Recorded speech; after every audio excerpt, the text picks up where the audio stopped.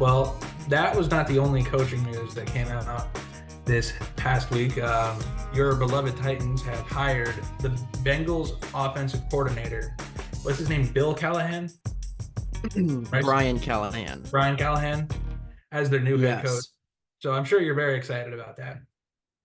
I am. I'm very excited about the hiring of Brian Callahan. There's just been a lot of just uncertainty, especially with owner, front office, coaching staff for the Titans this past season. A lot of it actually has come to light as of recent, especially with the hiring of Brian Callahan. And first off, I think it's a great selection. He's an offensive minded coach. He is I mean, his resume is just absolutely long with people that he's coached up offensively to be great stars. And one of those names that a lot of you probably already know is the Bengals quarterback, Joe Burrow.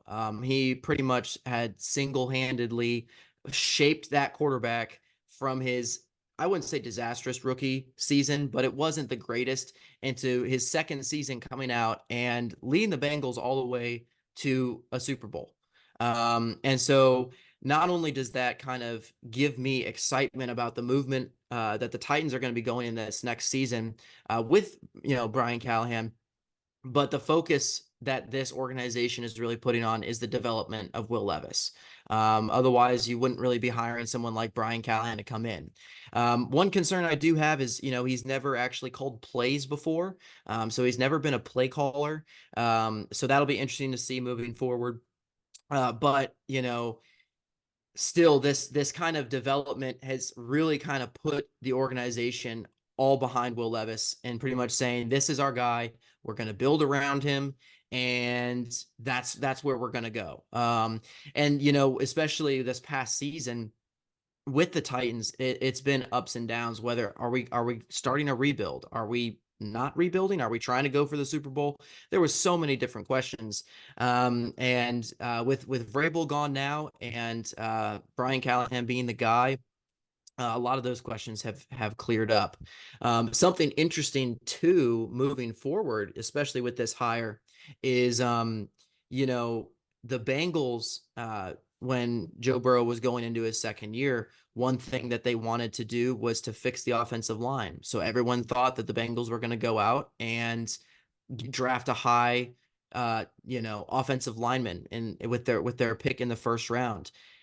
What they instead decided to do is they instead decided to go out and get Jamar Chase. And we all know how that helped the Bengals moving forward, especially being able to sign people in free agency to the offensive line to help fix some of those issues. So are we going to see kind of a repeated process when with Callahan coming over to the Titans? Because, for the longest time, the Titans have been saying, okay, we're most likely going with an offensive tackle at pick number 7 in this draft. Can we see maybe a Malik Neighbors being drafted at 7, or one of these other wide receivers, kind of in that kind of same format that when he was with the Bengals, when Jamar Chase was drafted? So very interesting things to keep your eye on as we're moving forward. But overall, I think it's a great hire. And for the most part, it's the Titans restructuring everything. And one of the main reasons they had to let Vrabel go is who had the power in the organization.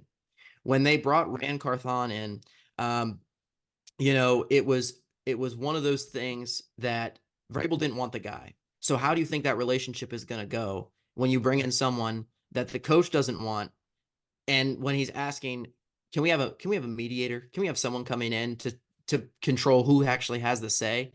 That's not great for an organization. And so Amy Adams Strunk has gone out and she's pretty much clearly defined everybody's role.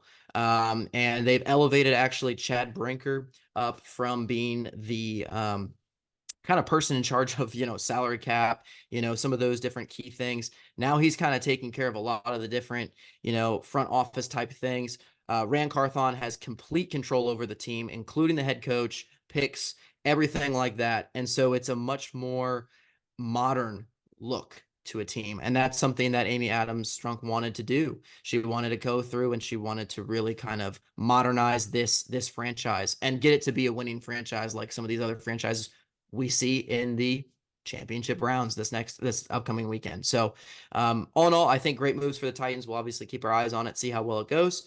But I am stoked.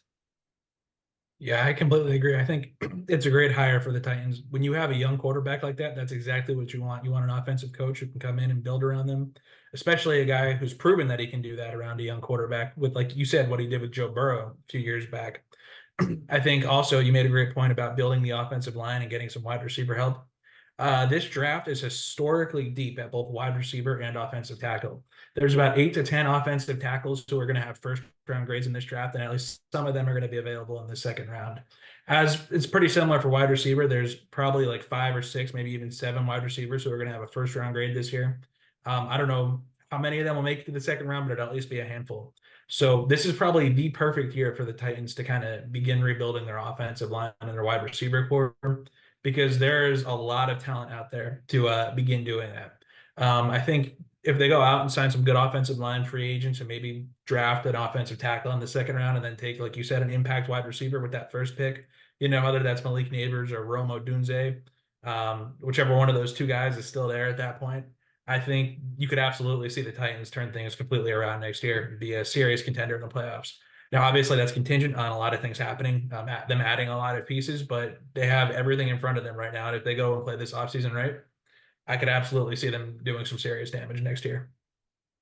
Absolutely. And something too to keep in mind is, that maybe that the acquisition of T. Higgins becomes more realistic with Brian Callahan coming over. So that's also something to keep my eyes on, and something I would really be stoked if we have Hopkins coming back. We have, T. Higgins in that lineup. We still got Traylon Burks, and then let's say we add Malik Neighbors or Odunze. I mean, just those guys at wide receivers just would be crazy. So yeah, I think the future's bright, of course, if they play their cards right. But I have faith in Rand Carthon, and like some Titans fans are saying, let Rand cook. That's the new motto. So Great that's what I'm gonna motto. do. Thank you for joining us on the Red Zone Rodeo podcast. If you like football and you like having fun, come on down and subscribe and check out our channel for more videos like this one. No ifs, ands, or buts. This is the best place for your football news.